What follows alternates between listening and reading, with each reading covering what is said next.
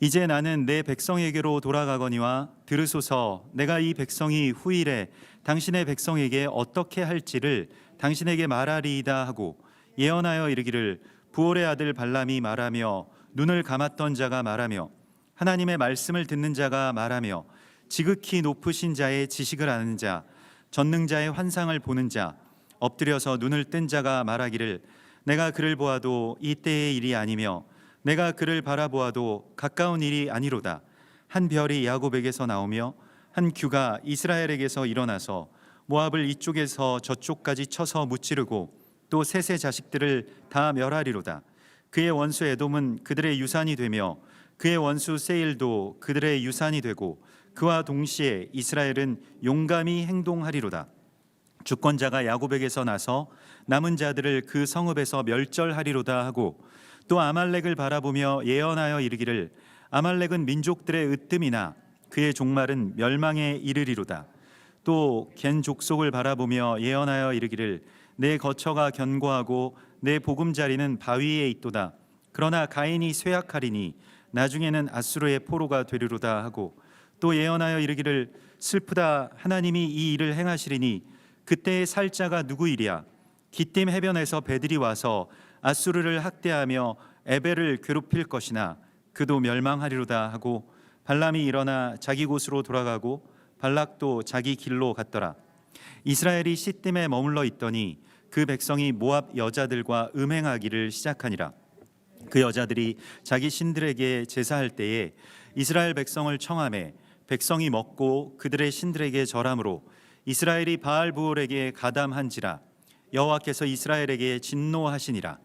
여호와께서 모세에게 이르시되, 백성의 수령들을 잡아 태양을 향하여 여호와 앞에 목매어 달라. 그리하면 여호와의 진노가 이스라엘에게서 떠나리라. 모세가 이스라엘 재판관들에게 이르되, 너희는 각각 바알부올에게 가담한 사람들을 죽이라 하니라.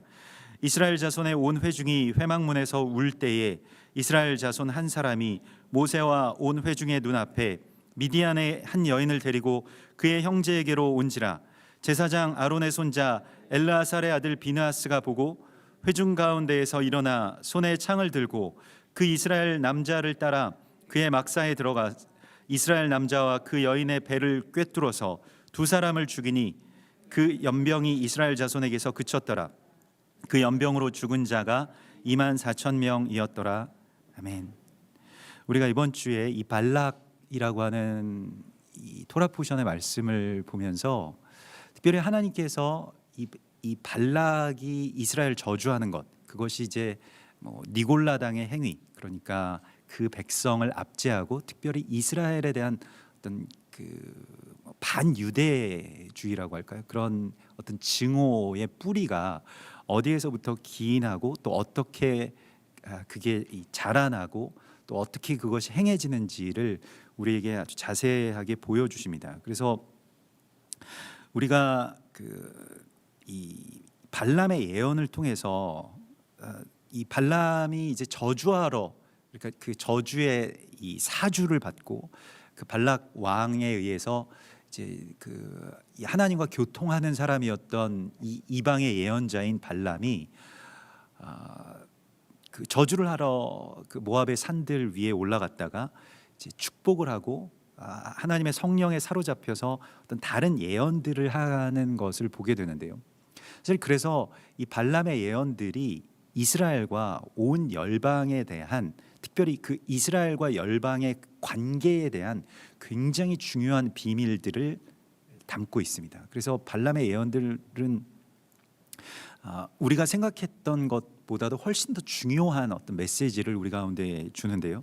원유맨의 비밀들이 이 발람의 예언 속에 담겨져 있습니다. 왜냐하면 이거는 그 발람이 하고 싶어서 그 사람의 어떤 생각이 그 안에 개입된 것이 아니고 정말로 그냥 성령께서 하신 말씀 그대로 어쩔 수 없이 전한 말씀이기 때문에 오히려 더 순도 높은 어떤 하나님의 예언이라고 할 수가 있겠죠. 특별히 이스라엘에 대한 그 이방의 어떤 자세에 대해서 또 그 이방의 그 시종에 대해서 아주 깊이 있게 예언하고 있습니다.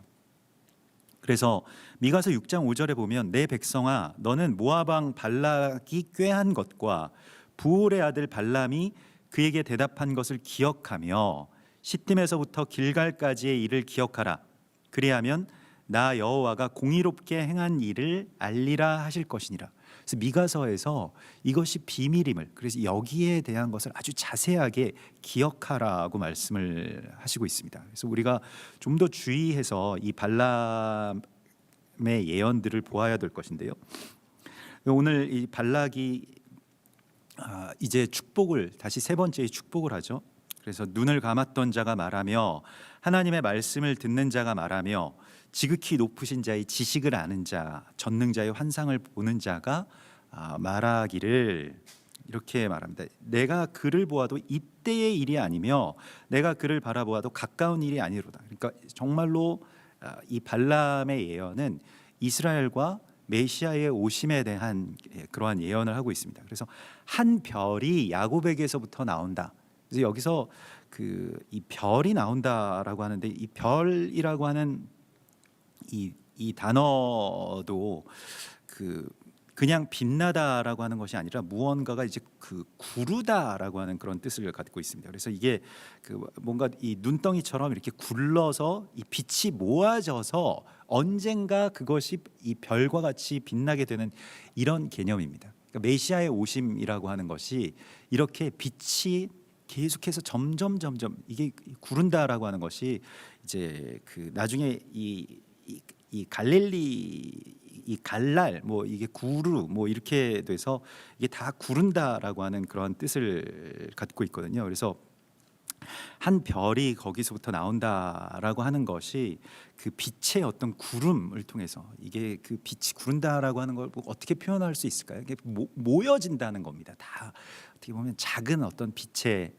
그런 사람들이 함께 모이는 것, 그것이 이제 다 합쳐져서 어떤 큰 빛이 되는 바로 그 이야기를 말합니다. 그러니까 메시아의 오심이라고 하는 것은 어떤 절대적인 하늘 빛이 이 땅 가운데 오시는 것도 메시아의 오심입니다만은, 그것과 더불어서 이 땅의 모든 이 빛의 사람들을 함께 모으시는 데에 또한 그의 몸의 완성이 있습니다. 그러니까 이게 이 빛의 모임이라고 하는 것이 굉장히 중요하고, 그래서 예수님의 제자들을 갈릴리에서 그렇게 모으셔서 주님의 일, 주님의 빛의 사자들로 이렇게 만들어 가시는, 빛이 점점 이 작은 빛, 한 빛이 점점 큰 빛으로 이렇게 완성되어 나가는 그런 과정을 우리가 보게 되죠. 그리고 우리도 거기에 참여한, 그 빛에 참여한 자들이라고 하나님 말씀을 하시고 있습니다. 그래서 그 빛이 나와서 또 한 별이 거기에서 나오고 한 규가, 이 규라고 하는 것은 통치자의 지팡이를 말하는 것이죠. 막대기라고 하는 것인데, 그 규가, 그러니까 이것은 그 통치를 뜻하는 것이고요.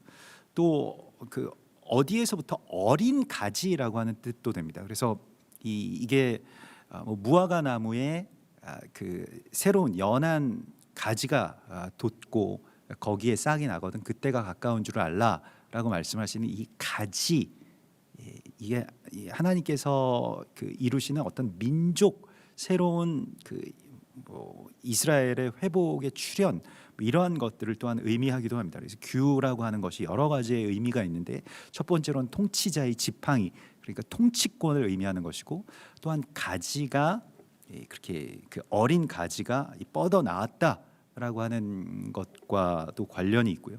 그것이 이스라엘에서부터 일어나서 모압을 이쪽에서 저쪽까지 쳐서 무찌르고 셋의 자식들을 다 멸하리로다. 그래서 지금 이 모압 족속의 왕인 이 발락이 이스라엘을 대적하고 있는 것을 보여주거든요. 근데 그 이스라엘을 대적하는 발락의 이름이 황폐하게 하다라고 하는 그런 뜻입니다. 그래서 은혜로 시작했다가 육체로 마치게 되는 일들, 특별히 교회가 거룩한 그리스도 예수와의 부름을 받고 구원에 이르고, 그렇게 해서 우리가 더 나아갈 길이 있죠.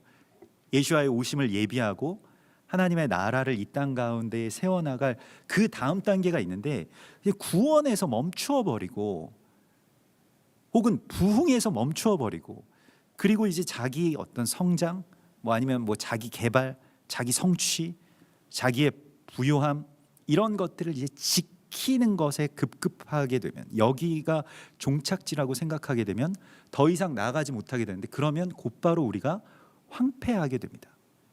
선교라고 하는 것도, 또 이스라엘의 회복도 결과적으로는 그리스도 예수와의 다시 오심을 예비하고 그의 나라를 완성해 나가는 데 있는데, 구원이라고 하는 것을 계속 어떤 개인의 이야기, 개인 구원, 혹은 개인의 삶의 어떤 이 처지의 개선, 뭐 이런 것을 이제 복이라고 생각하고 또 거기에 머물게끔 하는 것이 이제 결국에는 모든 것들을 황폐하게 하는 이 반유대주의와 또한 연결이 되는 모습들을 우리가 보게 됩니다. 그래서 특별히 돈을 사랑하게 하고요, 또 그 가지고 있는 어떤 그러한 그 조직을 지키려고 하는 것, 우리가 그 자크 엘르리라고 하는 프랑스의 신학자가 하나님은 불의한가라고 하는 그 로마서 11장에 대한 이 반유대주의에 대한 어떤 뿌리를 파헤치면서, 결국 교회가 반유대주의로 가게 된 이유가 조직을 지키는 것을 자신들의 어떤 신앙의 궁극적인 목적으로 삼았기 때문이다라고 아주 간파하고 있습니다. 그래서 결국 그냥 우리를 지키기 위해서 그 마치 어떤 그 대적이 요구하는 어떤 그 인지를 내주었다라고 할까요? 그래서 그를 내주고 대신 그냥 우리가 평안하게 그냥 여기서 잘 살자라고 하는 것으로 바꾸었다는 것입니다. 그래서 교회에서 그 히브리라고 하는 그런 모든 것들을 다 제거하고, 뭐 그 절기, 또 이 원유맨의 연합, 이런 것들만 하지 않으면 교회를 국교로 인정해주고 더 이상 핍박하지 않고 모든 사역자들을 다 귀족으로 높여주겠다라고 하는 이 발람에게 제안한 것과 꼭 같은 것들입니다. 그 제안을 덥석 물었다는 거예요, 교회가.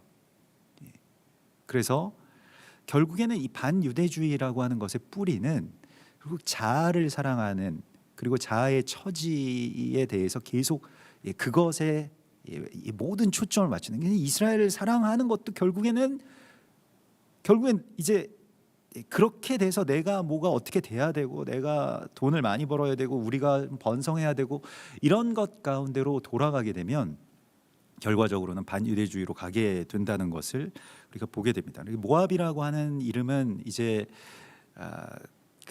이 소돔과 고모라 땅의 멸망 가운데서 이 롯의 이 딸들이 그 아비와 이제 근친상간을 해서 낳은 아들의 이름이죠.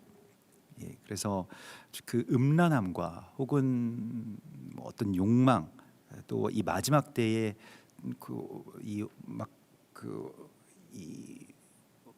모든 어떤 그런 그 하나님의 질서들이 무너지는 어떤 그런 이 혼돈의 카오스를 보여주는 그런 이름이기도 합니다. 그냥 어떤 이 마지막 때의 타락한 세대를 말하는 것이고요. 여기서 그런데 그것을 무찌르고 셋의 자식을 다 멸하리로다. 여기서 셋이라고 하는 것은 그 아담의 셋째 아들인 셋을 말하는 게 아닙니다. 그래서 아담, 셋, 에노스, 뭐 게난, 마할랄라 이렇게 돼서 그 예수아의 족보로 쭉 들어가는 그것을 말하는 것이 아니고, 거기서 셋이라고 하는 이름은 하나님께서 세팅하시다, 하나님이 놓아주시다, 뭐 이런 뜻입니다. 그러니까 하나님이 다시 이제 무엇을 두시다라고 할 때 이제 셋이라고 하는 이름을 쓰는 것이고요. 오늘 여기에 나오는 셋의 자식들은 이 발락의 이름과 꼭 같습니다. 황폐케 하는 소동을 뜻합니다. 막 소동을 일으켜서 결국에 모든 것들을 다 황폐하게 한다는 거예요. 그래서 이게 고유한 말이지. 요즘에도 이 이스라엘에도 그렇고 우리나라에도 그렇고 LGBT라고 하더라고요. 레즈비안, 게이, 바이섹슈얼, 이 퍼레이드를 그렇게 지칭하고, 그들이 일어나서 자기의 권리를 주장하고 거기에 대해서 지지하고 정치인들과 뭐 시장에 가서 축사하고 이런 일들이 계속해서 일어나게 되는데 그게 이 소동을 일으켜 가지고요.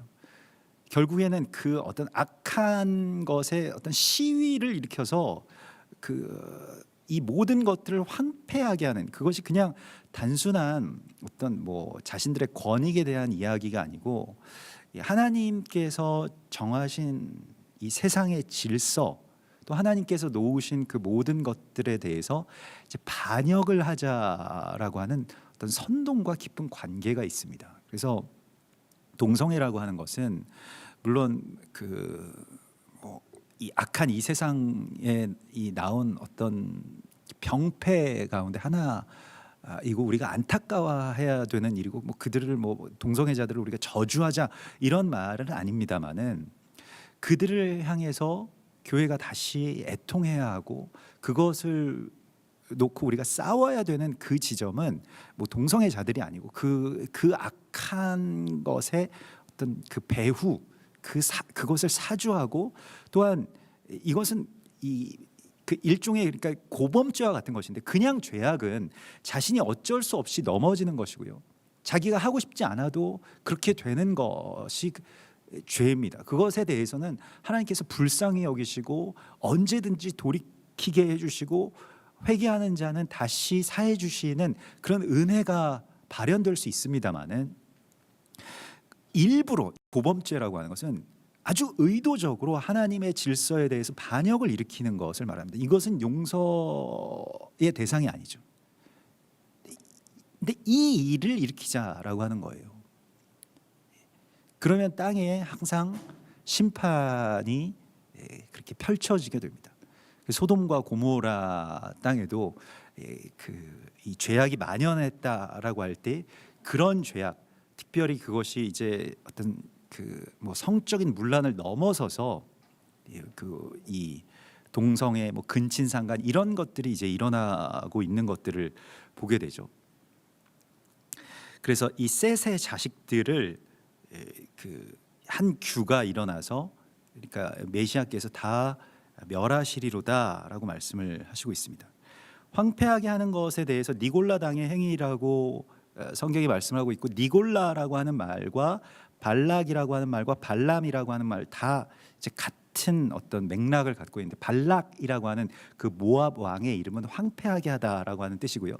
발락이 고용한, 돈을 주고 고용한 좀 불행한 이야기입니다만 하나님과 소통하는 어떤 그 교회의 원형이 되죠. 이방에서 성령을 받아서 하나님과 소통하는 어떤 사람이 발람인데, 그 발람이 어떤 이름을 갖게 되냐면 백성이 아니다라고 하는, 이 발람이라고 하는 그런 뜻을 갖게 됩니다. 그래서 백성을 부정한다라고 하는 뜻이고요. 니골라라고 하는 것이 이제 헬라어로 발람이라고 하는 말과 같은 말입니다. 백성을 압제한다, 부정한다라고 하는 뜻이죠. 그래서 니코스 라우스라고 해서 그 라우스가 이제 백성이라고 하는 뜻이고요. 니코스가 이제 뭐 압제한다, 부정하다라고 하는 그런 뜻이기 때문에, 요한계시록 2장 5절에서 우리가 이 에베소 교회에 대해서 그 주님의 어떤 성령의 탄식을 듣게 되는데, 에베소 교회는 에베소서에서 말씀하신 것과 같이 한 세 사람의 그 어떤 이 사명을 받은 교회 아닙니까? 그래서 한 세 사람의 이야기가 에베소서의 에베소 교회를 향한 어떤 그 지점에서 나온 것이고요. 그래서 에베소는 아주 그 중요한 어떤 그 도시국가 가운데서도 특별히 유대인들과 이방인들이, 전에 원수되었던 유대인들과 이방인들이 하나가 되어서 하나님을 예배하고 있었던 바로 그곳입니다. 그런데 그 교회가 몰락하게 되고, 그 교회가 심판의 그 입구에 다다르게 되는데, 어떻게 됐냐면 거기에 대하여서, 그러므로 너희가 어디서 떨어졌는지를 생각하고 회개하여 처음 행위를 가지라. 만일 그리하지 아니하고 회개하지 아니하면 내가 내게 가서 내 촛대를 그 자리에서 옮기리라. 여기서 그 처음 행위라고 하는 것이, 에베소 교회의 처음 행위는 무엇입니까? 그 뒤에 나오는 그 6절에 오직 내게 이것이 있으니, 그게 처음 행위. 그러니까 오직 너에게 이것이 있으니 내가 니골라당의 행위를 미워하도다 이렇게 되어 있습니다. 나도 이것을 미워하노라. 귀 있는 자는 성령이 교회들에게 하시는 말씀을 들을지어다. 그러니까 니골라당의 행위를 미워하는 것이 처음 행위. 백성을 압제하고 그 백성을 부정하는 이 니골라당의 행위는 한세 사람을 파괴하려고 하는 어떤 대적의 속삭임인데, 교회에게 계속해서 교회를 통해서 이스라엘을 죽이자, 이게 대적이 아주 오랜 그 전략입니다. 아주 일관된 전략이고요. 그래서 여기에서 돌이키라고 말씀을 하시고 이 처음 행위로 돌아가라고 말씀을 하십니다. 그래서 교회가 언제부터 어디에서부터 이 니골라당의 행위를 갖게 됐는지를 자세히 주의해서 보고 이것에 대해서 돌이키라고 말씀을 하시고 있습니다. 근데 우리가 글쎄요, 우리는 지금 한세사람 교회이고 여러분 대부분 다 여기 계신 분들이나 우리 성도분들이 이스라엘에 대해서 기도하시고 또 뭐 흔히 말하기를 뭐 이스라엘에 대해서 열렸다 뭐 이렇게 표현되죠. 그래서 그 이스라엘의 회복에 대한 어떤 그런 기본적인 마음들을 다 받으신 분들이 많으신데, 그렇게 좀 저도 오랫동안 이렇게 이 교회 안에서 그렇게 우리 그 귀하신 분들과 같이 이제 사역하고 예배하다 보니까 여기에 익숙해져서 원래 한국 교회의 그냥 어떤 일반적인 그 생각들이 이스라엘에 대해서 얼마나 뭐 무관심하고 또 무지하고 또 일부러 무시하고 또 어쩌면 그것에 대해서 그 이상하게 생각하는지를 잘 몰랐다가 이제 간혹 정말로 하나님 잘 믿는데 이스라엘에 대해서 전혀 모르시는 이제 뭐 그런 이 분들과 얘기하다 보면 이게 이제 어디서부터 어떻게 설명을 해야 되나. 내가 그 소위 말해서 한세 사람 교회의 목사인데 이걸 어떻게 설명하고 어떻게 이제 이것이 이 한국 교회 전체에 퍼져 나가야 될까, 다시 우리가 그것에 대해서 눈을 뜰 수 있을까라고 하는 것에 대해서 생각하곤 합니다. 근데 뭐 역시 이 이스라엘 백성들과 마찬가지로 우리에게도 성령께서 눈을 밝혀주시는 것이 가장 먼저여야 되겠죠. 이게 말로 설명할 수 있는 것은 한계가 있기 때문이기도 한데, 그러나 성경적으로 하나님께서 계속 일관되게 이 한세 사람의 말씀들을 성경 전체에 다 깊숙이 다 완전히 새겨 놓으셨기 때문에 그 새겨 놓으신 말씀들로 우리가 조금 더 무장하고 또 좀 정리하고 또 이것을 선포하고 또 전해야 될 필요가 있겠다라고 하는 생각들을 요즘에 많이 하게 됩니다.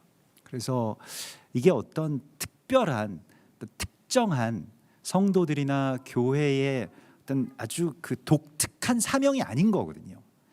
이 전체 교회가 여기에 대하여서 다 깨어 일어나야 될 일이고, 이것에 대한 어떤 긴박함과 안타까움과 또 간절함이 우리 안에서 회복되어야 됩니다.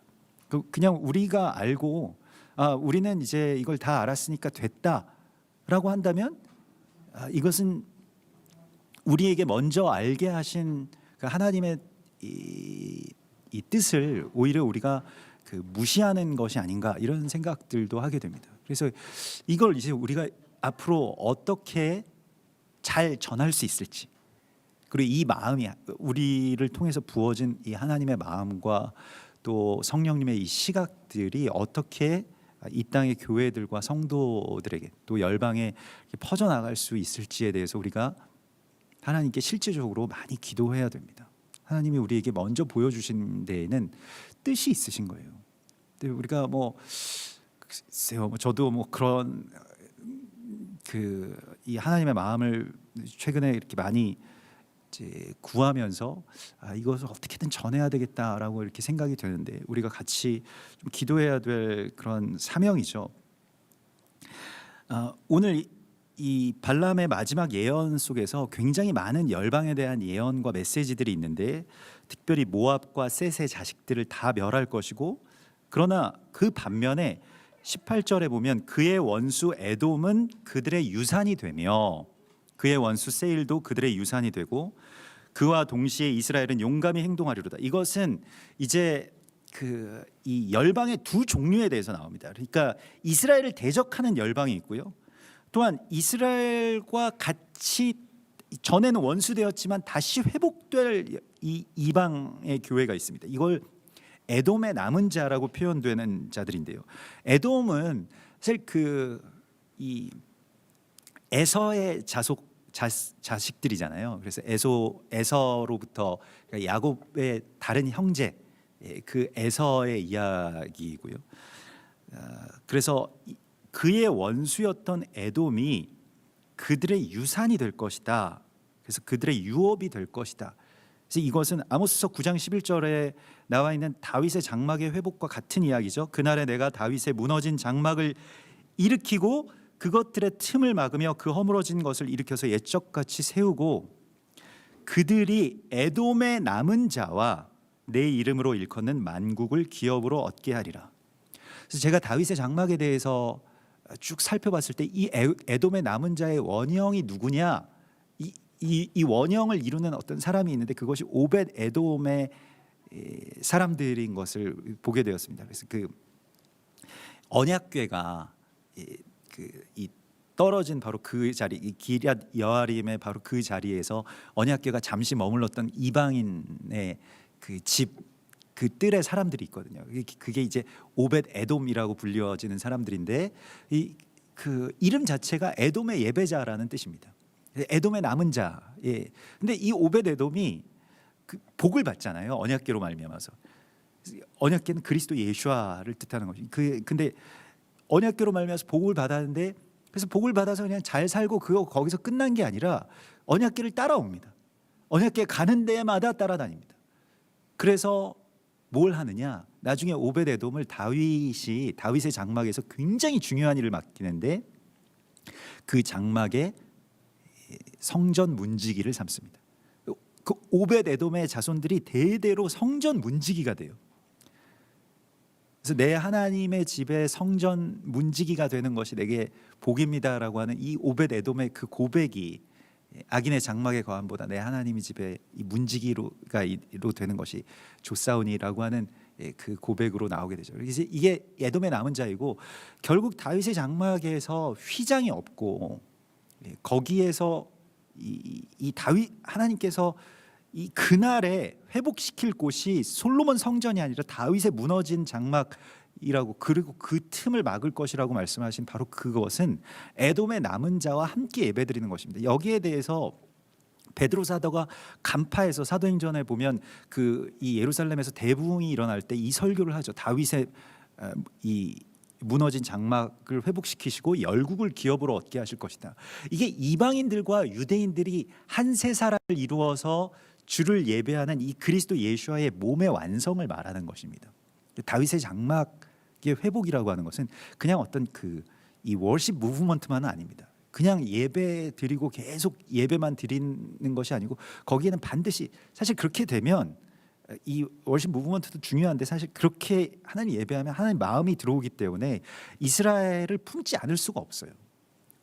그 이스라엘과 연합하게 되어 있습니다. 이것은 어떤 영적인 법칙처럼 그렇게 되어가죠. 그래서 많은 이 다윗의 장막의 회복 가운데로 들어가셨던 뭐 교회나 또 사역 단체들이 결과적으로는 이스라엘 품게 되는 것들을 많이 이제 보게 됩니다. 예전에 우리 이 옆 건물에서 항상 예배드리셨던 다윗의 장막 미니스트리 있잖아요. 우리 한국 교회에도 굉장히 이 많은 영향을 주신 스카프레너 목사님과 또 그 교회에도 뭐 최근에도 이스라엘에 대해서 많이 열리고 또 작년인가 언제 아리엘 블루멘탈과 오랫동안 이렇게 예루살렘에서 만나서 여러 가지 원유면에 대한 이야기들을 하셨다라고 하는 아주 기쁜 소식도 이제 듣게 되었습니다. 그래서 우리가 그렇게 이제 회복되어 가는 것인데, 결국 다윗의 장막에 무너진 틈은 무엇이냐면 서로 원수되는 거예요. 이스라엘과 이방이 서로 원수되는 것입니다. 이 교회, 특별히 교회가. 그래서 이 에돔의 남은 자가 지금 그 에돔의 그 수도가 이제 세일이고요.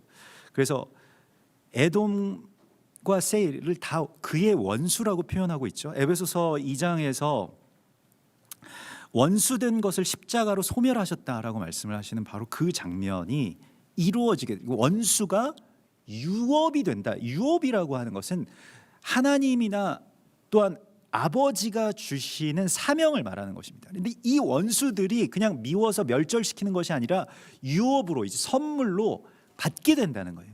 그래서 이들을 주신다라고 하는 것입니다. 그래서 그와 동시에 이스라엘이 뭘 한다고 말씀하십니까? 용감히 행동하리로다. 여기서 용감히 행동한다라고 하는 것은 뭐 용맹스럽게 그들을 다 멸한다 이런 뜻도 되겠습니다만은 여기서 하일이라고 표현을 합니다. 이 하일이라고 하는 것은 우리가 잠언 32장에서 누가 현숙한 여인을 찾아 얻겠느냐라고 할 때 그게 하일이잖아요. 주님의 신부되는 것. 그래서 하일 이샤 하면 현숙한 여인이라고 하는데, 이게 다 여기서 힘 있게, 권능 있게 행하는 것을 말합니다. 어디에 힘을 내느냐, 팔을 걷어붙이고 무엇을 위해서 힘을 내는가라고 하는 것이죠. 에돔의 남은 자를 얻기 위해서요. 또 에돔의 남은 자들인 이 이방의 교회가 현숙한 여인이 되는 길은 힘을 내어서요. 자기를 위해서 살지 않잖아요. 이 현숙한 여인이 집안 사람들을, 또 남편을 세우기 위해서 그 모든 것들을 다 연결시키고 서로 직조하고 무역하고 옷을 짜고 이런 모든 일들을 하는데 거기에 힘을 낸다는 것입니다. 그래서 우리가 주님의 신부가 되기 위해서 힘을 내라고 주님 말씀을 하세요. 우리가 요즘에는 잘 부르지 않는 찬송입니다만, 예전에 항상 이렇게 금요일 날 뭐 철야기도 가면 힘을 내세요, 힘을 내세요, 그런 찬양 여러분 아시는지 모르겠습니다. 그게 우리 어머니가 예전에 매일 부르시는 그런 찬양인데, 힘을 내세요, 힘을 내세요. 저 여기까지밖에 모르는데 그 뒤에도 뭔가 이렇게 쭉 있더라고요. 주님의 신부가 되기 위해서 힘을 내라고 주께서 말씀을 하십니다. 우리가 힘써야 되는 것의 어떤 이 대상은 그리스도 예수와의 몸을 이루는 것이고요. 거기에서의 어떤 핵심에 이스라엘이 있습니다. 여기에 우리가 좀 더 힘을 내야 되겠습니다. 주님의 현숙한 여인. 그래서 이스라엘은 용감히 행동하리로다. 이게 용감한 것도 되고요. 정말로 우리의 힘을 다하는 것. 그래서 마음을 다해서 힘을 다해서, 하나님 사랑한다라고 하는 것은 그냥 말로만 사랑하고 입으로만 사랑하고 마음으로만 사랑하는 것에 있지 않습니다. 거기에 나의 어떤 힘이 들어가야 되는데 그 힘이 들어가고 있느냐? 그 힘이라고 하는 것은 우리가 정말로 땀 흘리고 헌신하고 또 나의 시간을 쓰고 나의 물질을 쓰고 나의 이 모든 어떤 생각과 마음들과 모든 것들을 거기에 이제 내어 드리는 것을 말하죠. 이러한 어떤 실제적인 그 힘, 이것을 한 세 사람을 위해서 쓰라고 주님께서 말씀을 하십니다. 그래서 어디에 우리가 지금 힘을 쓰고 있느냐? 잘못하면 그 힘이 낭비되는 것이잖아요. 헛된 것에 막 힘을 쓰고, 아무리 열심히 달려도 승리가 있지 않은 거예요. 그래서 그냥 막 헛되게 다름박질하게 되는 것이죠. 그리고 나는 이렇게 열심히 살았는데 왜 나에게 주어진 것은 이것밖에 안 되느냐? 이렇게 되는 것이죠. 우리가 이 다름박질하는 것을 향방 없이 하는 자와 같이 하지 말라고 성경이 말씀을 하고 있습니다. 어디에 힘을 쓸지를 우리가 분명하게 알아야 되는, 교회가 힘을 써야 되는 그 핵심적인 지점에 있어서 하나님 우리 가운데에 이스라엘과 이방의 연합에 대해서 계속해서 말씀하고 계십니다. 근데 우리가 아까 말씀드렸다시피 어떤 자기의 처지, 상황, 뭐 개인 구원, 뭐 우리 조직을 지키는 것, 이 공동체가 그냥 전부다 이렇게 생각하는 것이 이제 그 대적의 이야기죠. 그래서 이 20절에 보면 또 아말렉을 바라보며 예언하여 이르기를 이제 아말렉이 나옵니다. 사실 아말렉이라고 하는 이 민족은 어떤 특정한 민족이 아닙니다. 그러니까 그 성경에서 굉장히 이 창세기 14장부터 계속 나오는 어떤 민족인데 거주지가 일정치가 않고요. 또 이 아말렉이 저쪽 그러니까 이 가나안 땅 남부의 광야에서 출현하기도 하고 또 정탐꾼들이 가나안 땅에 들어가니까 또 가나안 땅에도 아말렉이 있어요. 또 이 아각 사람 아말렉 이 아각 사람 그래서 지금 뭐 이란 이라크 정도 되는 바로 그 지역입니다. 뭐 바벨론 지역인데 거기에도 아말렉의 본거지가 있다라고 이야기를 하고요. 나중에 이제 이 게르만 그래서 자신들을 아리안족이라고 그렇게 지칭했던 그 게르만들도 다 아말렉의 그런 계통의 정체성을 갖고 있죠. 이 하만이라고 하는 그 정체성을 갖고 있는데 아말렉이라고 하는 이 말도 그 어원이 불분명합니다. 그래서 무슨 뜻인지가 감춰져 있는데 그래서 그냥 표면적으로 나타나 있는 뜻은 골짜기에 사는 자들이라고 하는 그런 뜻을 갖고 있습니다만은 말렉이라고 하는 것은 보내심을 받는다 혹은 뭐 택하심을 받다. 그래서 뭐 말라기 하면 이제 보내심을 받은 자, 택하심을 받은 자 이런 이름이 되기도 하죠. 그래서 말렉 또 우두머리를 말렉이라고 부르기도 합니다. 그러니까 어떤 뭐 대표성을 가진 자, 이스라엘을 뜻하는 것이고 그래서 그 이스라엘을 압제하고 죽이려고 하는 그들의 목을 조르려고 하는 자들을 이제 아말렉 이렇게 부르기도 합니다. 그런데 이것은 뭐 이 어원상으로는 확실치 않기 때문에 그러나 그 영적인 정체성이나 행위의 이야기에서는 분명하죠. 출애굽기 17장 14절에 보면 여호와께서 모세에게 이르시되 이것을 책에 기록하여 기념하게 하고 그러니까 계속해서 이것을 기억하여 기념하게 하고 여호수아의 귀에 외워 들리라. 내가 아말렉을 없이하여 천하에서 기억도 못하게 하리라.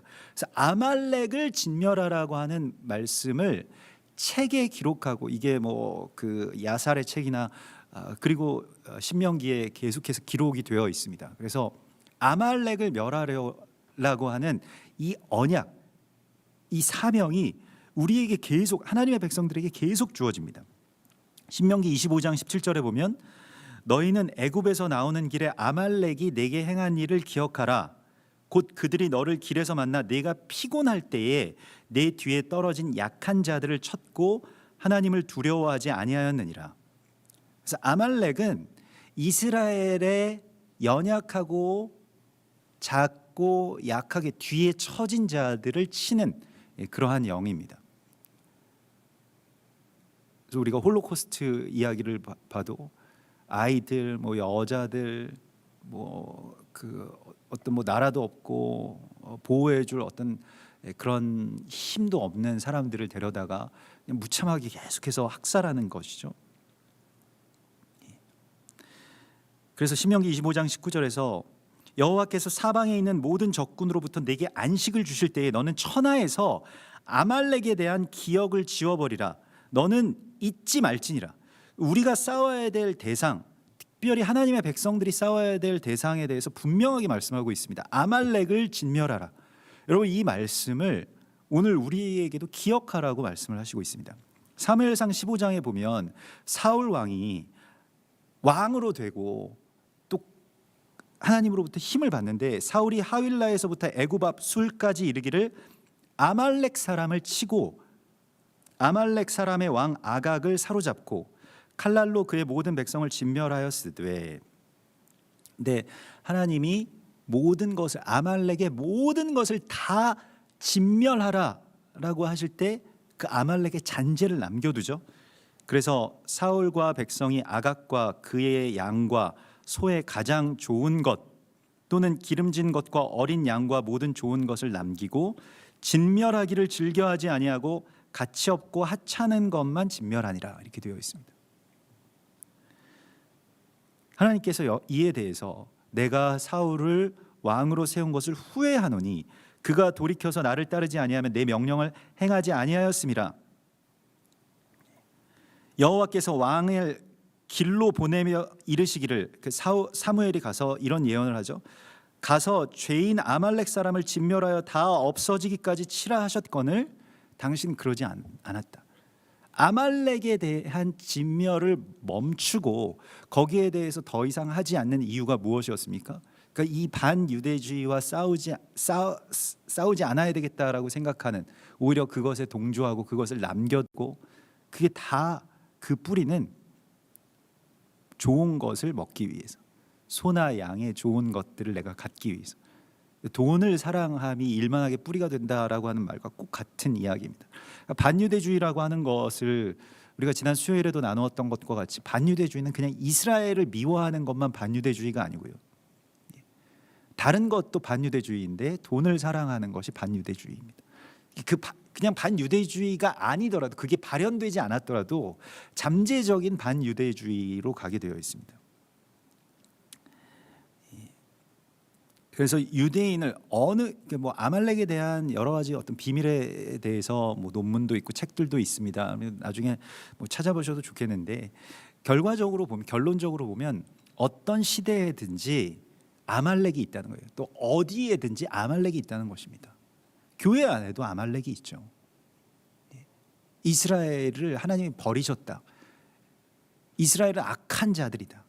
이스라엘에 대해서 저주하고 욕하고 또 부정하고 압제하고 무시하고 폄하하는 그런 모든 것들이요,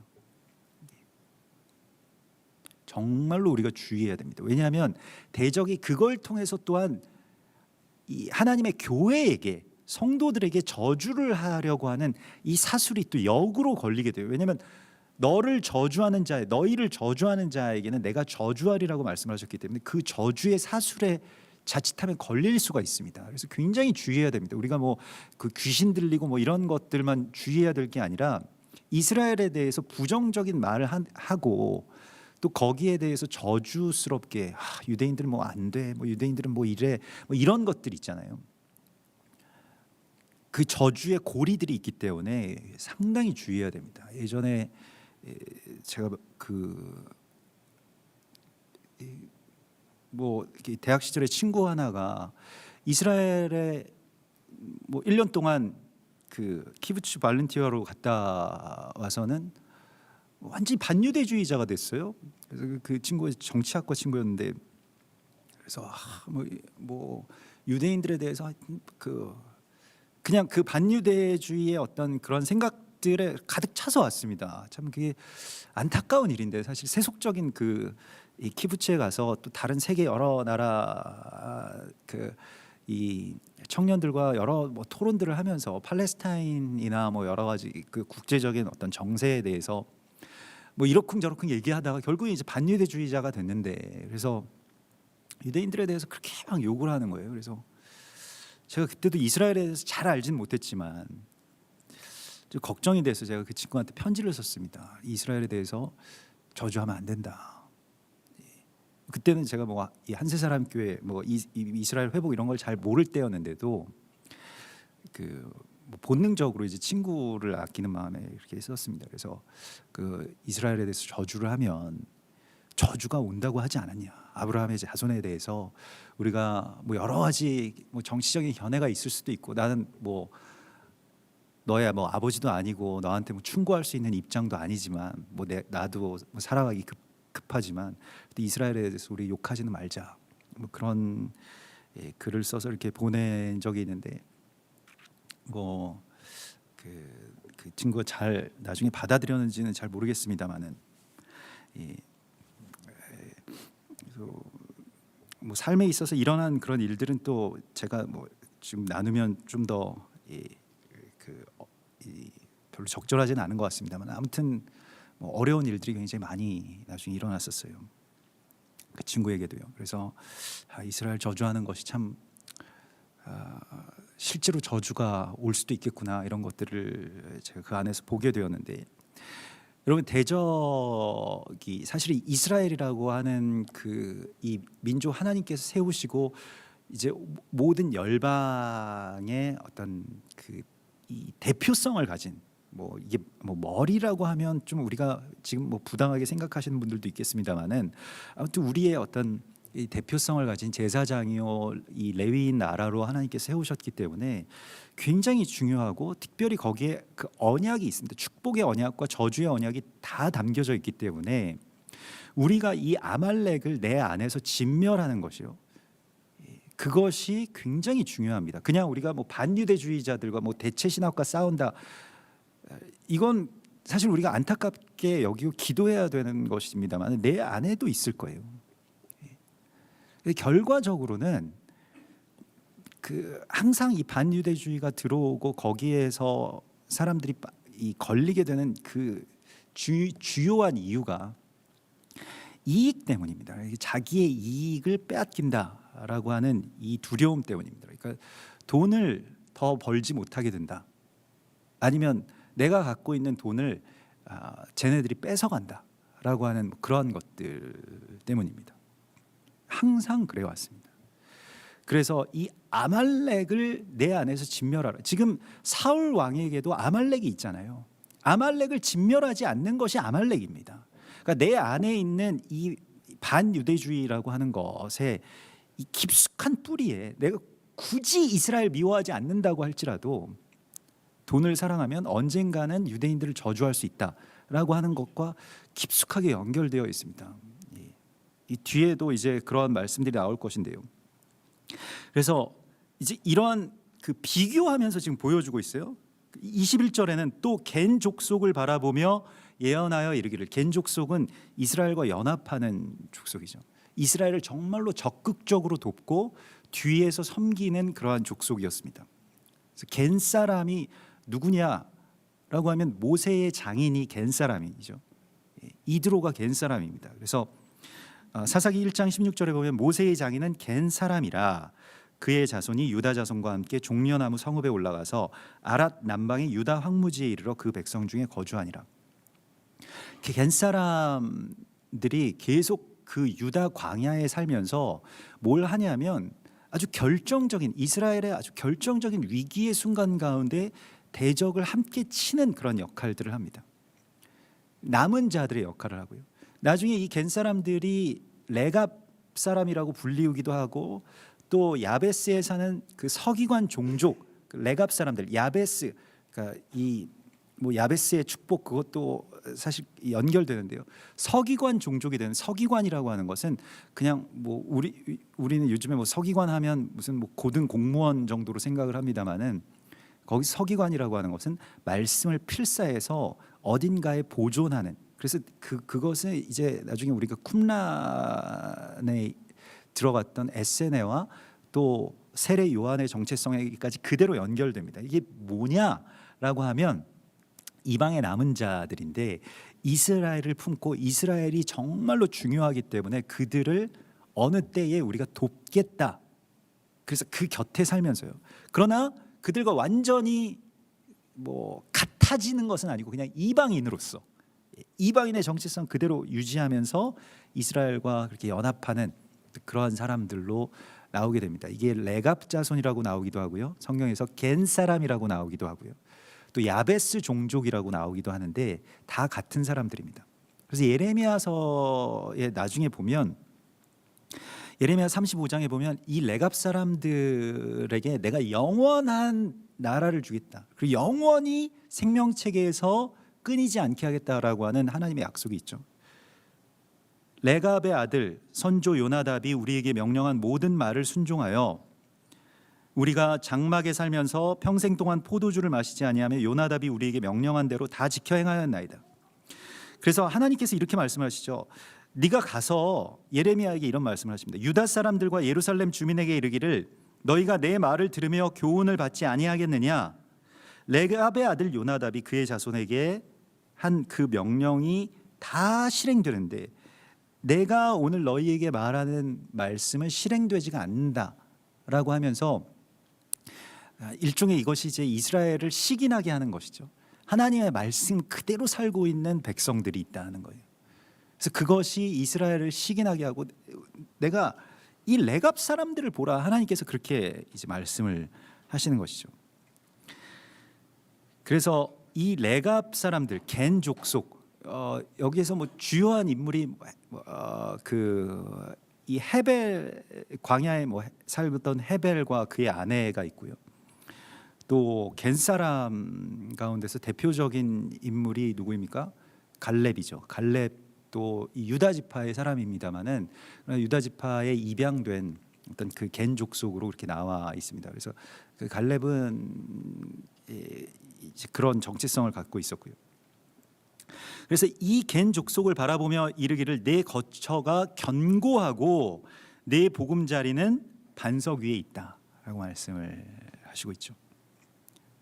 그래서 우리가 이스라엘 품는다라고 하는 것이 또 어떻게 그들을 어느 시점에서 하나님께서 그들을 그렇게 깨워 일으키실 그 시점 가운데서 우리가 정말로 뭐 돕는 배필로서 혹은 동역자로서 또 겐 사람으로서 레갑 자손으로서 그렇게 우리가 그들에 대한 어떤 언약을 먼저부터 품고 계속해서 그것을 지켜 나가고 있는 이 레갑의 사명을 다하라고 말씀을 하십니다. 그것이 견고한 보금자리에 우리가 있는 것이라고 말씀을 하시죠. 그런데 그렇게 계속 우리가 그 레갑의 정체성을 가지고 살면 참 좋을 텐데 22절에 보면 그러나 가인이 쇠약하리니 나중에는 아수르의 포로가 되리로다. 이런 탄식이 있습니다. 이게 이제 교회의 어떤 이 몰락에 대해서 말씀하시는 것이기도 한데 여기서 겐 사람을 가인이라고 표현하고 있어요. 사실은 겐이라고 하는 이름의 그 시조가 누구냐면 가인입니다. 그러니까 원래 아담에서부터 이어지는 이 족보에는 그 셋이 있잖아요. 아담, 셋, 에노스 이렇게 돼서 아담의 셋째 아들이 직계로 이제 됩니다. 가인은 이 범죄했기 때문에 하나님께서 그를 장자의 권세를 다 박탈됐죠. 가인이 에덴의 동쪽에 성을 짓고 거기에서부터 이제 살기 시작하면서 거기에 후손들이 있는데 나중에 그 후손에 남은 자들이 겐 사람이 되는 거예요. 우리 그 가인의 후손의 어떤 그 정체성을 가지고 있는데 이 가인의 후손의 정체성에는 대표적으로 무엇이냐면 가인이 결국에는 이 도시를 만든 최초의 인물이 됩니다. 그래서 가인이 그러니까 성, 도시, 뭐 시티 이것을 짓는 사람이 됩니다. 왜냐하면 이것이 자신을 보호하기 내가 이 나의 어떤 사망에 대한 이 위협으로부터 나를 보호할 어떤 그 거주의 공간들을 만들어서 쌓고 그 안에 거주했다. 그 하나님 대신 이제 자신을 보호할 어떤 뭐 그게 건물일 수도 있고 집일 수도 있고 그게 아파트일 수도 있고 뭐 전세일 수도 있고 뭐 그게 그 모든 것일 수 있는데 아무튼 그러한 어떤 이 시티 안에 그 성 안에 거주하는 자로 이제 가인이 있습니다. 그래서 이 도시의 정체성이 되게 되는데 그래서 겐이 이제 가인으로 불리울 때 쇠약하게 된다. 그래서 나중에는 아수르의 포로가 된다. 이게 역사적으로도 있는 일입니다만은 다른 의미로 아수르라고 하는 것은 우리가 뭐 아수르의 이스라엘이 포로가 되고 또 막 그 아수르가 뭐 엄청나게 다 포로를 끌어다가 이렇게 아수르는 이상한 민족이에요. 포로로 잡아가지고 또 그 아수르가 가지고 있었던 어떤 제국의 통치가 어떻게 되냐면 그 지역에서 다 백성들을 끌어와가지고 딴 데다가 다 던져놓습니다. 이게 그 아수르의 정체성인데 예전에 우리 고려인들 그렇게 했던 것과 같죠. 그렇게 끌어다가 그냥 황무지에다가 던져놓는 거예요. 근데 그게 아수르인데 그 아수르가 그 어떤 뜻을 갖고 있냐면 아슈르 하면 이제 번성, 성공 이런 뜻을 갖고 있습니다. 그래서 아수르는 번성과 번영의 어떤 신앙을 말하는 것이고요. 그래서 우리가 뭐 번영 신학 뭐 이런 이야기들도 하잖아요. 금송아지 예배 다 같은 이야기인데 반유대주의가 되는 그러한 길이죠. 그래서 이스라엘과 연합하다가도 결국에는 여기에 포로가 되더라는 거예요. 돈의 포로가 되고 번영의 포로가 된다라고 하는 것입니다. 요한계시록 17장에 보면 음녀가 되어버린 교회의 모습을 보게 되죠. 그 여자는 자줏빛과 붉은빛 옷을 입고 사실 자줏빛과 붉은빛은 교회가 입고 있는 왕의 옷이자 홍포 곧 그리스도 예수와의 보혈을 뜻하는 옷입니다. 그런데 금과 보석과 진주로 꾸미고 손에 금잔을 가졌는데 가증한 물건과 음행의 더러운 것들이 가득하더라. 그래서 이게 타락한 교회의 모습이 되고요. 번성, 그것을 숭배하고 그 번성의 잔에 취해버린 어떤 그런 모습을 상징하죠. 정말로 비참한 그러한 모습입니다. 그리스도 예수와의 오심을 이 해산하는 그 고통을 마다하고 그냥 술에 취해서 비틀거리고 있는 이 여인의 모습을 보여주고 있습니다. 근데 그 음녀를 어떻게 그러면 다시 회복시키느냐? 그 음녀를 어떻게 쓰러뜨리고 정말로 정결하고 현숙한 그 신부가 어떻게 다시 세워지느냐? 요한계시록에는 그 음녀를 쓰러뜨리는 방법은 뭐 칼로 쓰러뜨리는 것도 아니고 뭐 대적이 뭐 어떻게 하는 것도 아니고 그 음녀가 어떻게 쓰러지냐면 내가 봄에 이 여자가 성도들의 피와 예수의 증인들의 피에 취한지라. 그래서 성도들의 피와 예수의 증인들의 피에 쓰러집니다. 그래서 내가 그 여자를 보고 놀랍게 여기고 크게 놀랍게 여기니 왜 놀랍겠습니까? 그 여자가 다름 아닌 교회이기 때문에 우리의 이야기이기 때문에 그렇습니다. 아무튼 이제 이런 그 번영의 그 성 안에 갇히게 되는 그 가인의 이야기를 이제 슬프다. 하나님이 이 일을 행하시리니 그때의 살자가 누구이랴라고 하면서 이렇게 번영에 갇혀서 이스라엘에게서 다시 멀어지게 되는 그 갠 사람들에 대한 말씀을 주십니다. 실은 이스라엘 품었다가 이익이 있을 때는 이스라엘 품기 쉽죠. 그냥 언약이다라고 해서 우리도 요즘에 이스라엘에 대해서 분위기가 굉장히 좋고 그렇습니다만은 이런 것들이 세대에 한 번씩 이렇게 바람처럼 왔다가 또 결국에는 여기에서 썰물처럼 빠져나가게 되는 것이 무엇이냐면 어느 때가 되면 이스라엘의 편에 선다라고 하는 것이 우리의 이익을 상하게 하는 이야기가 된다는 거예요. 그래서 교회가 이스라엘 품으면 이단되고 좀 이상해지고 그래서 교회 성장하는 데 이렇게 좋지도 않고 사람들이 이상하게 생각하고 이단 아니냐 맨날 물어보고 그래서 이스라엘 그거 좀 그만하시면 안 되냐 뭐 이런 대로 이제 가게 되는 것이죠. 우리도 이제 그런 질문들이 우리 안에서도 굉장히 많지 않았습니까?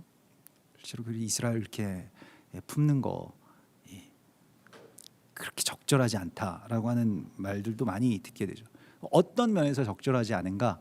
이게 뭐 말씀이나 이런 것이 아니고 그냥 교회가 성장하는데 적절하지 않다. 많은 사람들이 올 수가 없다. 많은 사람들이 올 수 있는 것은 이제 그렇게 카톨릭이죠. 카톨릭이나 뭐 어떤 그 보편성을 갖고 그냥 그런 거 뭐 하나님의 사명으로 갖지 않고 뭐 글쎄요 모르겠습니다. 우리가 이스라엘 품지 않았으면 그 이스라엘 붙들지 않으면 어떻게 될지 그러면 돈을 많이 벌게 된다고 할지라도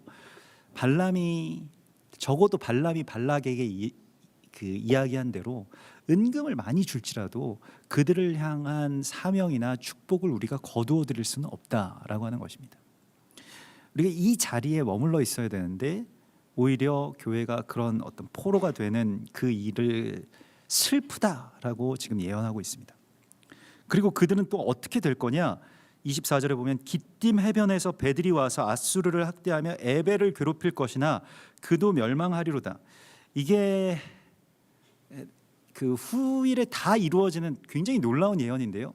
기띔 해변이라고 하는 것은 이 그리스, 뭐 마게도니아 그쪽에서 오는 이 알렉산더 대왕의 이 해안 이 해군들을 의미합니다. 그래서 기띔 해변에서 이 군함들이 와서요. 아수르를 결국엔 치게 되죠. 그래서 큰 어떤 뭐 문명 간의 어떤 충돌, 그 전쟁이 일어나게 되고 이제 그리스가 패권을 장악하고 이 유럽이라고 하는 어떤 세계의 중심축이 생기게 되는데 그것이 이제 아수르를 학대하며 에벨을 괴롭힐 것이나 그도 멸망하리로다 이런 말씀이 나옵니다. 그래서 사실은 세계의 뭐 지금도 이 서구로 대표되는 그 서구의 뿌리가 이제 그리스에 있잖아요. 네, 결국에는 이 모든 이 세계의 어떤 그 종말까지 다 예언되고 있습니다. 발람의 예언이 그 간단한 예언이 아닙니다. 지금 그 마지막 때에 대한 예언이 있고요. 그래서 이 발람도 돌아가고 발락도 돌아가는데, 발람이 돌아가면서 사실은 여기에서 이제 그 24장과 25장 사이에 어떤 모종의 개교가 있는데, 이스라엘은 시딤에 머물러 있고, 시딤이라고 하는 것은 이제 그 찌르다라고 하는 어떤 가시에 관한 이야기고, 그 사탄과 같은 어떤 그 이 숫자값을 갖고 있습니다. 그래서 사탄의 다른 이름이기도 한데요.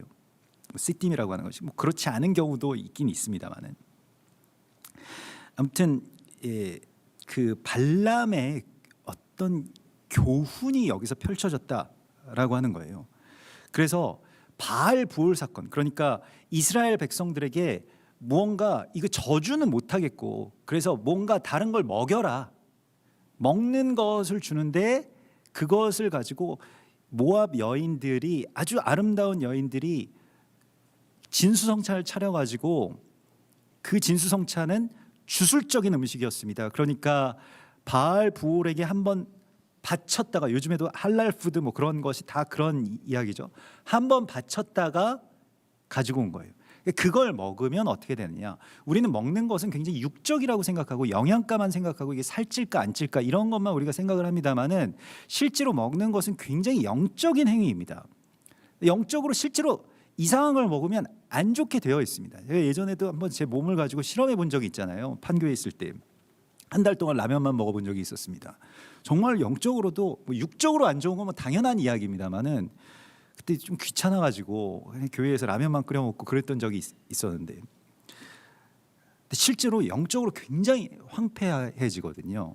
그래서 정말로 이게 우리가 먹는다라고 하는 것이 그리스도 예수와의, 정말 우리의 밥이신 그리스도 예수와를 내 몸에 채우는 행위구나. 근데 그런 것을 하지 못하게끔 만드는 거죠, 사단이. 음식들을 장악하고요, 뭐 유전자를 조작한다거나 뭐 여러 가지 그런 이야기들이 있죠. 그래서 실제로 여러분들도 해보십시오. 이게 먹는 것이 내 몸과 영혼을 얼마나 중요하게 바꾸는지에 대해서 우리가 알아야 됩니다. 그래서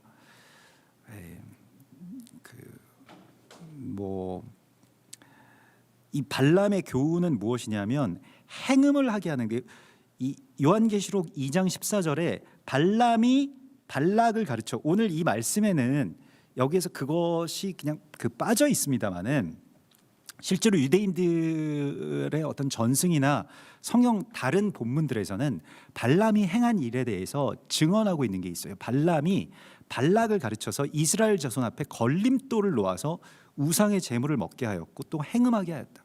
그러니까 사실은 발람은 이미 발락에게서부터 선금을 받았잖아요. 돈을 먼저 받았습니다.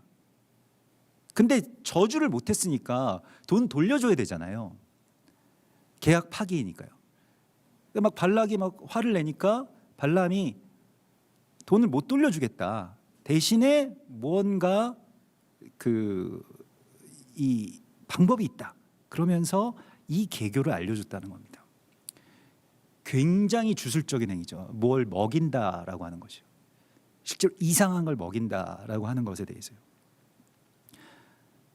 그래서 뭐 우리나라를 전 세계의 할랄 본거지로 삼겠다, 이 아시아 국가들이 이슬람화되는, 뭐 인도네시아도 그렇고 뭐 말레이시아도 그렇고 한참 이슬람화되어 가고 있고, 여러 여행자들이 할랄 푸드를 그렇게 이 아시아 쪽에서 수요가 많기 때문에 우리나라를 그런 할랄 그 단지를 조성하겠다, 여러 가지 어떤 그 시도들이 있고, 뭐 예전에는 이 동백 쪽에다가 이 이슬람 그 대학을 세우고 그런 뭐 그런 단지를 세우겠다라고 해서 이슬람의 땅들이 굉장히 많이 있었는데, 왜냐하면 석성산에서 이 터키군이 알라의 이름으로 싸우고 거기에 순교자들의 피가, 말하자면 이 이슬람 순교자들의 피가 이 한국 땅에 떨어진 어떤 본거지가 여기 아닙니까? 그래서 여기에 이슬람의 땅들이 있었는데 많이 기도했다고 해요. 아마 그 믿는 분들이 정말로 이곳을 지켜달라고. 그래서 지금 이 이 어디 다른 곳으로 여기 땅을 팔고 이제 뭐 어디 뭐 파주 쪽인가요? 어디 쪽으로 갔다라고 하는데 감사한 일이긴 합니다만은 또 뭐 익산을 뭐 그렇게 만들겠다, 뭐 어디를 그렇게 만들겠다. 이제 굉장히 주의해야 되는 이야기입니다. 그냥 뭐 그게 경제적인 발전을 준다라고 해서 덥석 그런 것을 물어서는 안 됩니다. 우리의 먹을 것을 가지고 어떤 주술적인 음식을 만든다라고 하는 그 행위에 대해서요. 뭐 이게 뭐 그게 무슨 뭐 크게 상관이 있겠느냐? 그냥 이성적으로 생각하자 이렇게 이야기를 할 수도 있겠습니다만은 결국에는 이스라엘 백성들이 시딤에서 그 음식들을 먹으면서 점점 바알 부올에 가담하게 됩니다. 바알 부올에 가담하게 된다는 것은 뒤에 나오면 이 태양신을 숭배하게 된다는 것을 말하거든요. 베드로후서 2장 15절에 보면 그들이 바른 길을 떠나 미혹되어 부올의 아들 발람의 길을 따르는도다. 그는 불의한 삭슬 사랑하다가 자기의 불법으로 말미암아 책망을 받되 그들이 허탄한 자랑의 말을 토하며 그릇되게 행하는 사람들에게서 겨우 피한 자들을 음란으로서 육체의 정욕 중에서 유혹하는도다. 발람의 어그러진 길의 마지막 말로는 무엇이냐면 육체적으로 끝나게 하는 것입니다. 성령으로 시작됐던 사람들을요. 그래서 이걸 어떤 뭐 이 먹는다라고 하는 우리가 이 탐식에 대해서 지난 수요일에도 나누었죠. 이 탐식을 통해서 이제 창세기에서부터 이 에덴 동산에서부터 이 쫓겨난 하나님의 백성들에게 계속 오는 어떤 죄의 이 가장 원초적인 어떤 욕망을 건드리는 그 탐식의 이야기들이요. 탐식에 대해서 제가 그 이후에도 이렇게 좀 찾아봤더니 뭐 몇 가지 유형이 있더라고요. 뭐 첫 번째가 많이 먹는 것, 과식하는, 뭐 폭식하는 것, 이런 거, 먹는 걸로 위로받는 것. 그 다음에 뭐 개걸스럽게 먹는 것, 뭐 그리고 미식도 일종의 이 탐식이다라고 이렇게 이야기를 하더라고요. 그래서 뭐 그 C.S. 루이스가 쓴 뭐 스푸트닉의 편지, 뭐 그 사단이 보낸 편지 가운데서 그런 글이 있는데 내가 원하는 것은 막 대단한 음식이 아니다. 그냥 잘 구워진 빵과 그냥 이 고소한 제대로 만든 버터 정도. 뭐 우리로 따지면 그냥 고슬고슬하게 지어진 밥에 맛있는 김치. 그거 어렵냐? 근데 세상에서 그런 거 찾기가 정말 어렵다. 막 그렇게 이 미식가들은 또 그러잖아요. 그래서 뭐 조금 이렇게 먹다가 별로 맛이 없네. 뭐 이렇게 이야기하는 거죠. 감사함 없이 먹는 거 가지고 비평하고 뭐 그거 가지고 또 매이고 이러한 모든 것들 안에서 대적의 어떤 틈들이 생긴다는 것입니다. 우리에게도 굉장히 주의하라고 말씀을 하시는 것이죠. 그래서 저도 이제 미식의 길을 버리고 항상 감사하고 하나님께서 주시는 음식은 무엇이든지 그냥 감사함으로 다 받고 음식에 대해서 뭐 불평하거나 뭐 악평하거나 이러지 않아야 되겠다 이런 생각들도 하죠. 실제로 무엇을 먹는 그 행위 자체에서 그리스도 예수와의 생명이 우리 안에 들어오실 수 있도록 우리가 그것에 대해서 축사하고요. 또 하나님의 사람들에게는 독을 먹어도 사실은 그것이 우리 안에서 소화될 수 있어야 됩니다. 그래서 우리가 기도로 무장하고 깨어 있으면 그렇게 되죠. 이게 더 적극적으로 공세적으로 이제 그 음식을 그냥 우리가 섭취하는 게 아니라 이 제사장들은 그 음식을 그냥 삼켜버리거든요. 그래서 뭐 때로 악한 것이 있을지라도 그걸 이제 삼켜버릴 수 있는 이 뒤에 이제 비나스의 이야기가 나올 것인데 오늘도 잠깐 나왔습니다마는 정말로 대적을 그를 사랑하는 열정이 그 대적을 그의 성전을 삼키는 이야기가 또 시작이 됩니다. 그래서 우리가 이렇게 수세적으로 이렇게 그냥 하다가 이렇게 당하고 밀리고 이런 것이 아니라 이제 비느하스가 창을 빼서 일어나서 하나님의 사랑으로 하나님을 사랑하는 그 열심으로 일어나고 나아가는 우리의 어떤 공세를 또한 하나님께서 우리 가운데에 보여주시고 있습니다. 우리가 여기까지 나아갈 수가 있어야 되겠습니다. 그래서 이스라엘을 사랑하는 마음 이번 주에 특별히 이 루벤 리블린 대통령 이스라엘 대통령이 오셔서 뭐 여러 가지의 일들이 있었고, 특별히 한국 교회와 같이 기도하는 그 연합 기도회에서 아론의 제사장의 축복으로 축복하셨죠. 그래서 정말 감격적이더라고요. 제가 나중에 우리 예배 이 장면들을 다시 한번 이렇게 찾아보았는데 너무 감사하더라고요. 또 아내를 잃은 그 슬픔 상중에서 지난달에 이 하늘로 떠난 그 아내를 잃은 슬픔 가운데서도 이 땅에 오셔서 그렇게 같이 위로받고 또 우는 자들과 함께 울고 또 그분이 또 축복하고 이런 모습을 보니까 정말로 하나님의 때가 가까워왔고, 우리가 이때까지 지난 7, 8년 동안 기도했던 그 기도에 대한 어떤 응답, 9년 만에 이스라엘 대통령 방한했고 국빈 자격으로는 25년 만에 방한한 이야기인데, 이런 일이 이제 시작이 되었습니다.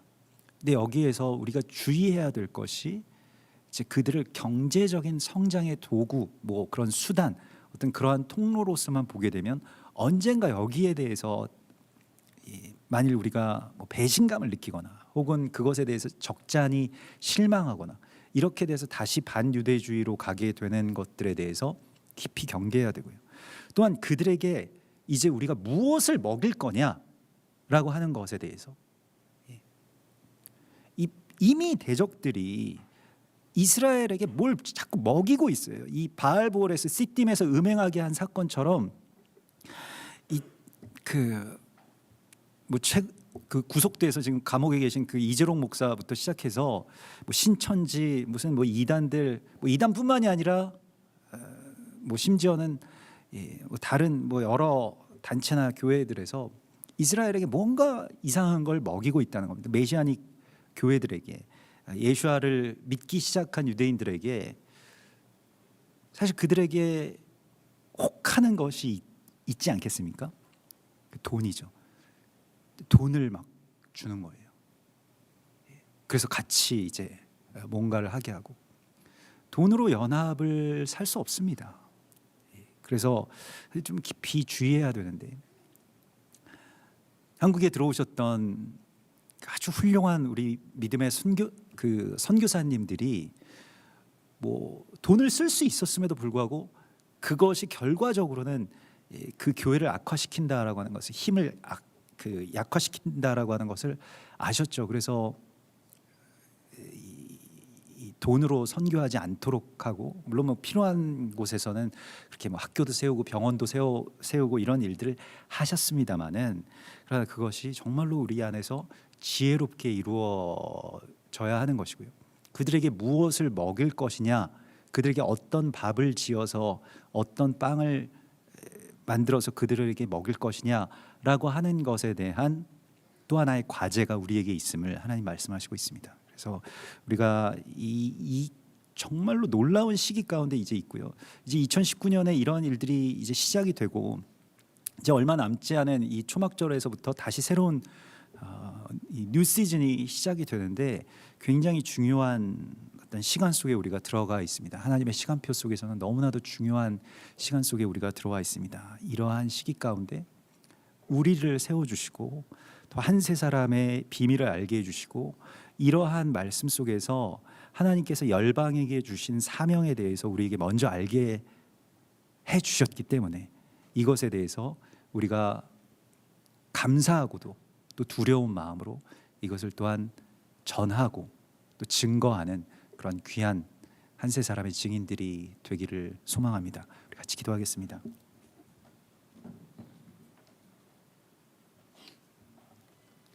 우리 이 시간에 주님 바라보시면서 또 이 땅 가운데 오셔서 전에 원수되었던 자들을 다시 하나 되게 하시고 한 세 사람을 이루게 하시는 주님 바라보시면서 우리 안에 있는 아말렉이 진멸되게 하여 주시고 우리가 그것을 진멸하십시다. 그것은 내가 돈을 사랑하는 마음이고 음식을 탐하는 마음이고 나의 배만 위하는 그러한 영성입니다. 우리 그러한 번영과 탐심의 영을 우리 안에서 다 몰아내게 하여 주시고 오직 주님을 향해서 또 주님의 나라를 위해서 이 연합을 위해서 우리의 힘을 다해서 그렇게 기도하고 섬기게 해달라고, 또 우리의 힘을 다해서 주의 나라를 향해서 나아갈 수 있게 해달라고 우리 한세 사람의 원유맨의 영을 우리 가운데 더 충만케 하소서.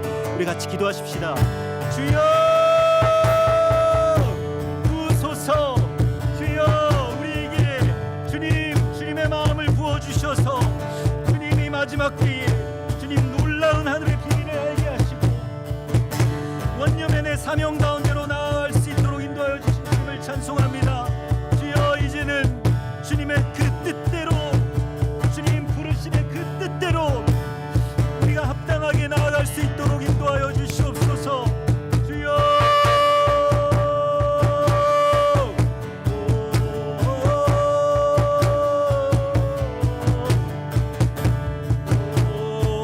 할렐루야 할렐루야. 주여 부으소서 채우소서. 주여 역사하여 주시옵소서.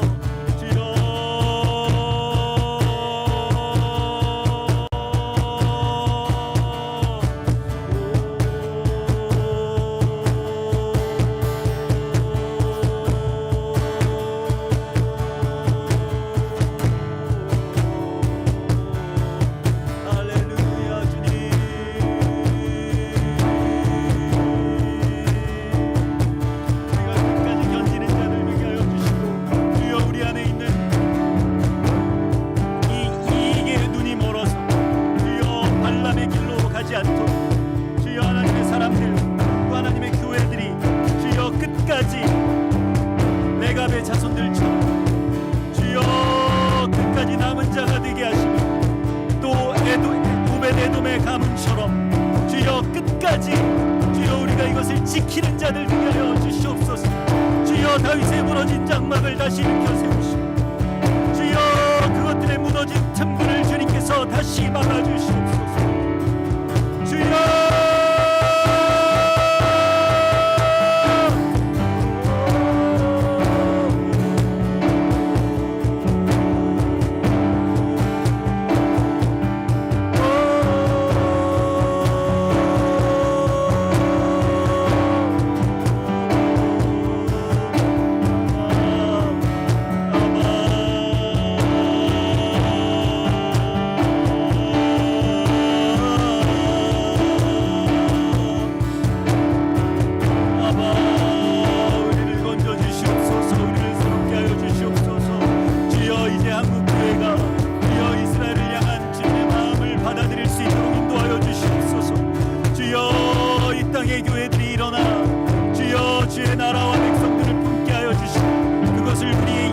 방편이 아닌 그저 우리가 물질적으로 복을 받고 또한 우리의 조직과 교회를 지키고 번성하게 하는 방편이 아닌 주님 그것을 위해서 이 한 세 사람을 위해서 우리가 희생당한다고 할지라도 우리가 손해를 본다고 할지라도 주여 그것이 우리의 마땅한 일임을 주님께 고백하며 나아가오니 주여 우리가 끝까지 견디는 자들 되게 하여 주시옵소서. 주여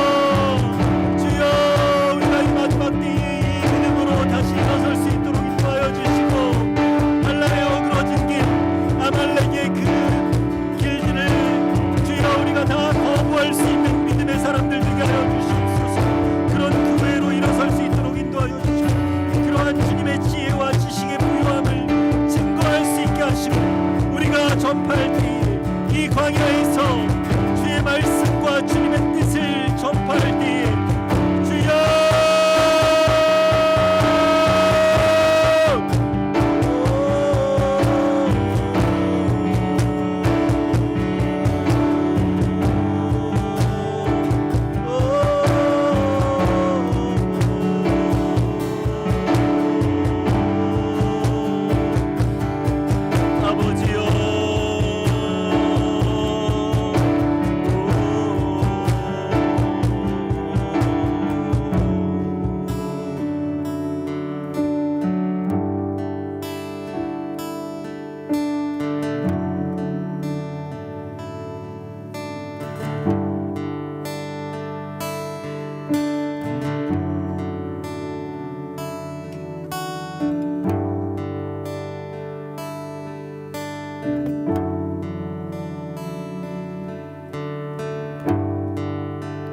우리 시간에 한국교회를 중보하면서 시간 기도합시다.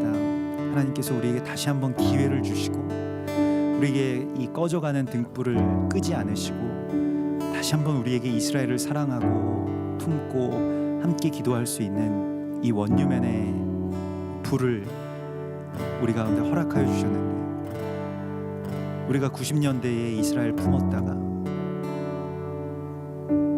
또 꺼져버릴 것 같았던 등불이 또 주님의 남은 자들을 통해서 연명되고 지금 다시 이제 주님의 불로 타오르는 그런 시기 속에 있습니다.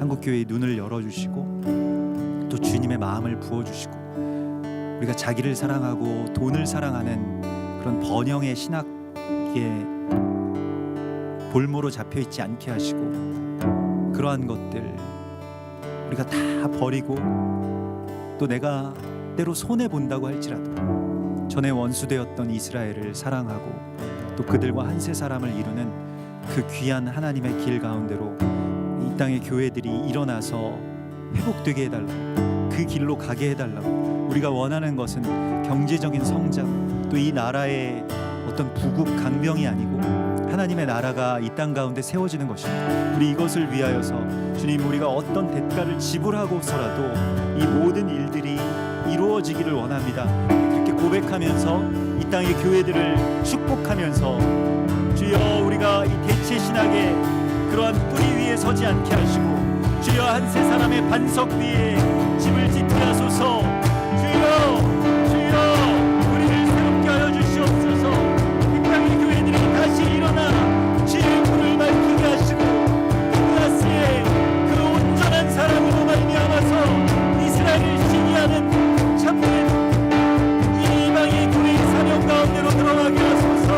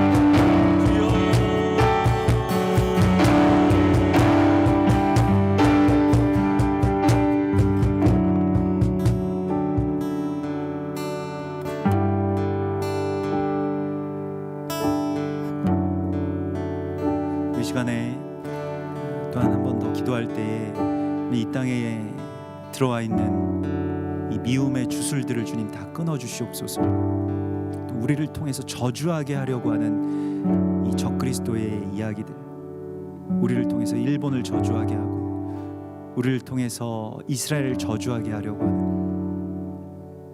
또 남자가 여자를, 여자가 남자를 저주하고 자녀들이 아비들이 자식들을 저주하는 이 저주의 사술들을 주님께서 끊어주시고 우리가 끝까지 사랑하고 또 애통해하며 위하여 기도하고 또 그들을 품고 기도해야 될, 축복할 그러한 사명으로 우리를 바꾸어 주시옵소서. 성령으로 인해서 우리가 이 축복을 대언하게 하시고 생기를 그들 가운데 불어넣는 그러한 나라와 또 그러한 세대와 또 그러한 교회가 되게 해달라고 소망하면서 같이 기도하고, 또 특별히 미움의 영으로 가득 차게 하는 또 일본과의 관계 속에 우리가 이것을 위해서 참된 원유맨 한 세 사람의 이야기가 펼쳐질 수 있게 해달라고 다시 한번 축복하면서 기도하십시다. 주여 대통령이 이 저주의 사슬들의 유물을 주여 우리가 거부할 수 있게 알려주시고, 주여 우리가 끝까지 축복하게 하시고 주여 끝까지 하나님을 선포하는 이 원님의 사명자들을 일어서게 하여 주시옵소서.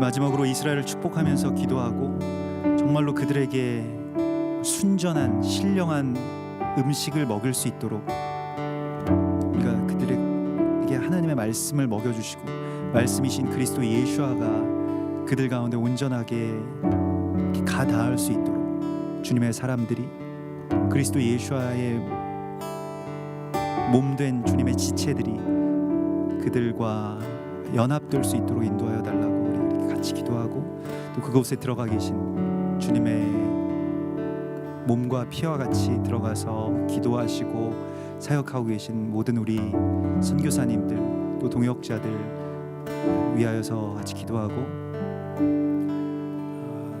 또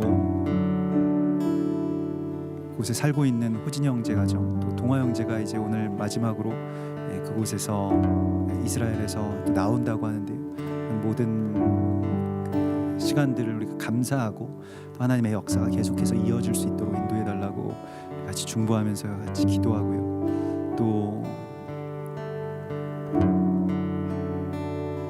이제 새해 1월에 우리가 들어갈 원유맨 비전 트립 그 다음 세대의 지체들 또 그 모든 비전 트립을 위해서 주님 역사해 달라고 우리 소망하시면서 이 시간에 이스라엘 축복하면서 마지막으로 기도하겠습니다. 할렐루야.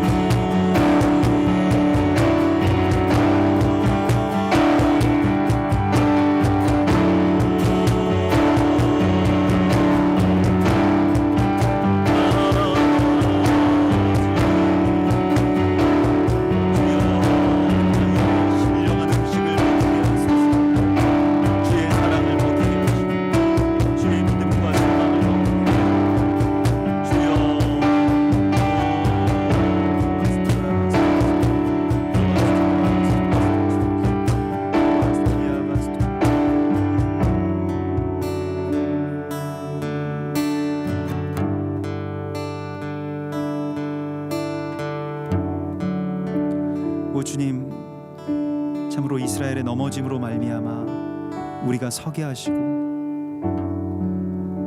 이스라엘의 멸망으로 말미암아 교회를 세우신 주님, 이제는 그들을 받아들이고 또 그들을 사랑하는 것으로 하나님의 나라와 그리스도 예수와의 다시 오심을 예비하고 성취하게 하여 주시옵소서. 그것을 이루시기 위해서 우리를 먼저 부르시고 또 우리에게 주님의 말씀의 비밀을 허락하여 주셨사오니 이제 이것의 증인이 되게 하시고 또 이 한 세 사람의 이 깊은 사랑을 위해서 우리의 힘을 다해서 주님의 사랑을 전할 수 있는 그런 뜨거운 비느하스와 같은 주의 열정의 사람, 사랑의 사람들이 되게 하여 주시옵소서. 이 땅의 교회들이 다시 한번 그렇게 일어서게 하여 주시고 그 처음 사랑을 회복하여서 한 세 사람의 이야기, 다윗의 무너진 집을 다시 세워 일으키는 주님의 성취가 이 땅 가운데 또 온 열방과 이스라엘 땅 가운데 있게 하여 주시옵소서. 이를 위하여 우리를 택하시고 우리 교회를 세워 주셨사오니 우리가 이 일에 더 힘을 내게 하시고 또 하나님께서 사랑하시고 인도하여 주셔서 이날 이때까지 왔사오니 또 우리 지난 한 해 동안 동아 형제 그곳에 있게 하여 주셔서 또 많은 기도와 예배를 담당하게 하여 주시고 또 감사함으로 축복함으로 그런 귀한 열매를 가지고 그곳이 참으로 심히 아름다운 젖과 꿀이 흐르는 약속의 땅임을 증언하는 증인으로 돌아올 수 있도록 주님께서 인도하여 주신 것을 감사드리옵나이다. 주여, 이제 이 마지막 때에 우리가 그러한 증인이 되어서 한 세 사람의 이 귀한 역사를 이루어가는 주님의 교회, 주님의 남은 자들, 오벳 에돔의 집과 같이 에돔의 남은 자들 되게 하여 주시옵소서. 주님을 사랑하고 또 주님 다시 오실 그 날을 기대합니다. 여호와는 내게 복을 주시고 너를 지키시기를 원하며 여호와는 그의 얼굴을 내게 비추사 은혜 베푸시기를 원하며 여호와는 그 얼굴을 내게로 향하여 드사 평강 주시기를 원하노라. 아멘.